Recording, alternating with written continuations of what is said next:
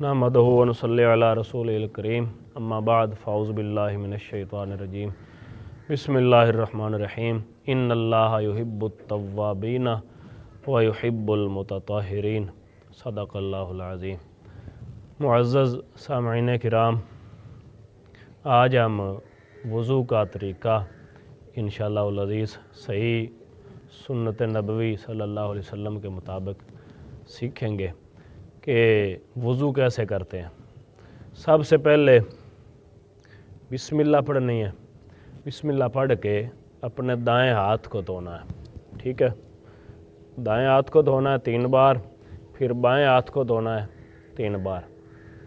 फिर सुन्नत रसूल पाक सल्लल्लाहु अलैहि वसल्लम ये है कि आप अलैहिस्सलाम अपनी उंगलियों का खलाल भी फरमाया करते थे, यानी दाएं हाथ की उंगलियों का खलाल, बाएं हाथ की उंगलियों का खलाल। उसके बाद एक चुल्लू में पानी लेना है, वही पानी उसी पानी से कुल्ली भी करनी है और नाक में भी पानी चढ़ाना है। कुल्ली करनी है 3 बार। तो उसके बाद नाक में पानी चढ़ा के 3 दफ़ा ही अपने नाक को झाड़ना भी है। ठीक है, नाक को झाड़ना है। और अगली सुन्नत मुताहरा नाक को झाड़ते वक्त ये है कि अपनी बाएं हाथ की छिंगली जो है इसके साथ अपने नाक को साफ़ भी कर सकते हैं। अगला अमल, नाक साफ़ करने के बाद 3 दफ़ा अपने मुंह को धोना है। तो मुंह कितना धोना है, यहाँ से ये बाल शुरू हो रहे हैं सर के, लेके वहाँ से कानों की लौ तक, यानी ये सारा चेहरा है। ठीक है, अपने चेहरे को धोना है 3 दफ़ा। 3 बार चेहरा धोने के बाद दाढ़ी का खलाल करना है। अगर दाढ़ी उगी नहीं तो फिर तो ठीक है, खलाल करने की ज़रूरत नहीं। अगर दाढ़ी है तो फिर खलाल करना है अपनी दाढ़ी का। पानी लेना है हाथ में, दाढ़ी के नीचे से लगाना है और 1 दफ़ा ऐसे कर दिए, खलाल हो गया दाढ़ी का। उसके बाद दाएं बाजू को धोना है कूहनी समेत, यानी ये भी ज़्यादा से ज़्यादा 3 दफ़ा, कम अज़ कम 1 दफ़ा। इसको अच्छी तरह धोने के बाद फिर बाएं बाजू को कूहनी समेत धोना है 3 बार। धोने के बाद फिर उसके बाद अपने सर का मसा करना है।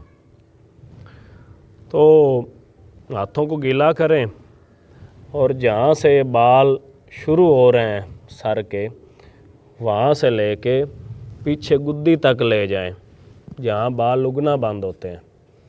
फिर उसी तरह हाथों को उठाए बगैर वापस ले आना है जहाँ से मसा शुरू किया था वहाँ तक। ठीक है, उसके बाद अपनी उंगलियाँ कानों के सुराख में दाखिल करनी है।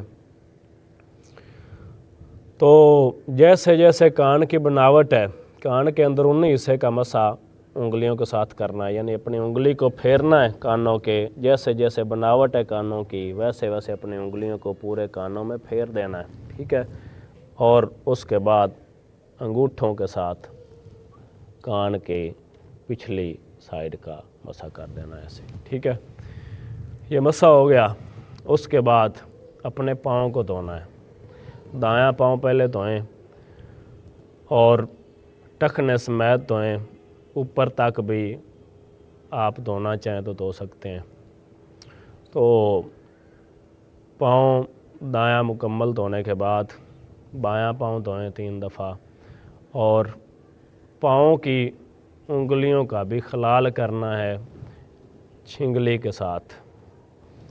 पहले दाएं पाँव की उंगलियों का खलाल, उसके बाद बाएं पाँव की उंगलियों का खलाल। तो ये यहाँ पे वज़ू हमारा अल्हम्दुलिल्लाह मुकम्मल हो गया। ठीक है, अगली जो डिटेल है, तफसील, वो ये है हदीस के मुताबिक कि आप 1 दफ़ा भी धोना चाहें हर उज़्व को तो एक दफ़ा भी धो सकते हैं, 2 दफ़ा भी धो सकते हैं, अखीर 3 दफ़ा, यानी 3 दफ़ा से ज़्यादा किसी उज़्व को आपने नहीं धोना, अखीर 3 दफ़ा है। और वज़ू करने के बाद اشہد اللہ الہ الا اللہ وحدہ لا شریک لہ و اشہد ان محمدا عبدہ و رسولہ. یہ دعا پڑھنی ہے. اور فضیلت کتنی زیادہ فضیلت اور کتنی رسول پاک صلی اللہ علیہ وسلم نے کتنی فضیلت والی بات ارشاد فرمائی کہ جو بندہ وضو کے بعد یہ دعا پڑھتا ہے، فرمایا اس کے لیے جنت کے 8 دروازے کھول دیے جاتے ہیں.